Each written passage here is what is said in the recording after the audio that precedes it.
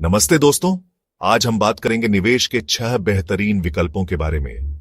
देखो यार, पैसा कमाना जितना जरूरी है उससे भी ज्यादा जरूरी है उसे सही जगह लगाना।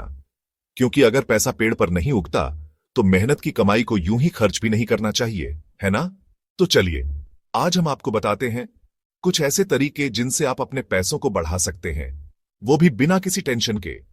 चाहे आप स्टूडेंट हो, जॉब करते हो या बिजनेस करते हो, ये जानकारी आपके बहुत काम आएगी। तो वीडियो को पूरा देखना, स्किप मत करना।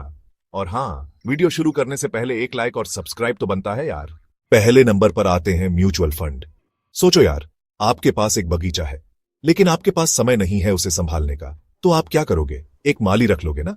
म्यूचुअल फंड भी कुछ ऐसा ही है।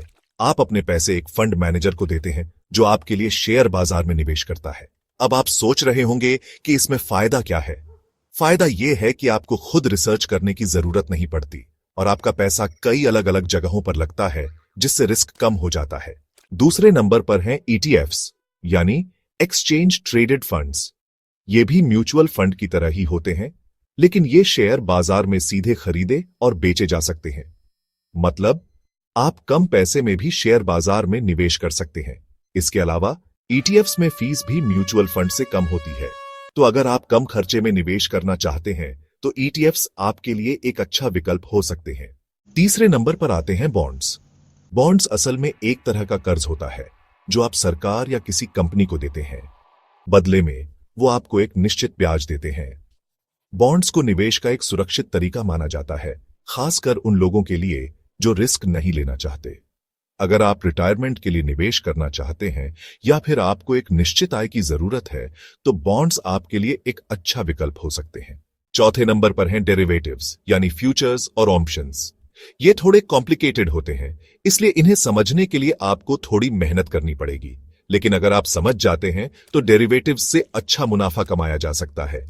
ध्यान रहे, डेरिवेटिव्स में रिस्क भी ज्यादा होता है, इसलिए बिना समझे बूझे इसमें पैसे मत लगाना।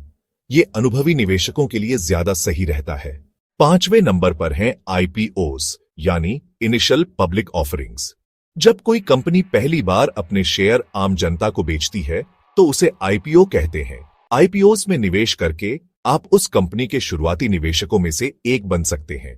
अगर कंपनी अच्छा करती है तो आपके शेयर की कीमत भी बढ़ सकती है और आप अच्छा मुनाफा कमा सकते हैं। लेकिन हां, आईपीओस में रिस्क भी होता है, क्योंकि नई कंपनी का भविष्य क्या होगा ये कोई नहीं जानता। छठे नंबर पर हैं आरईआईटीज, यानी रियल एस्टेट इन्वेस्टमेंट ट्रस्ट्स।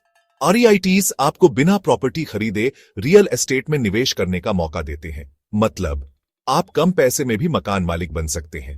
आरईआईटीज से आपको रेगुलर इनकम भी होती है, क्योंकि ये प्रॉपर्टी से होने वाले किराए से आपको हिस्सा देते हैं। तो अगर आप रियल एस्टेट में निवेश करना चाहते हैं लेकिन आपके पास ज्यादा पैसे नहीं हैं तो आरईआईटीज आपके लिए एक अच्छा विकल्प हो सकते हैं। तो दोस्तों, ये थे निवेश के 6 बेहतरीन विकल्प। उम्मीद है आपको जानकारी पसंद आई होगी। याद रखें, निवेश शुरू करने से पहले अपनी रिस्क क्षमता और निवेश के लक्ष्य को ध्यान में रखें। और हां, किसी भी स्कीम में निवेश करने से पहले खुद रिसर्च जरूर कर लें या किसी वित्तीय सलाहकार से सलाह ले लें। तो देर किस बात की, निवेश करो और अपने सपनों को करो पूरा। और हां, वीडियो पसंद आया हो तो लाइक, शेयर और सब्सक्राइब करना मत भूलना। धन्यवाद।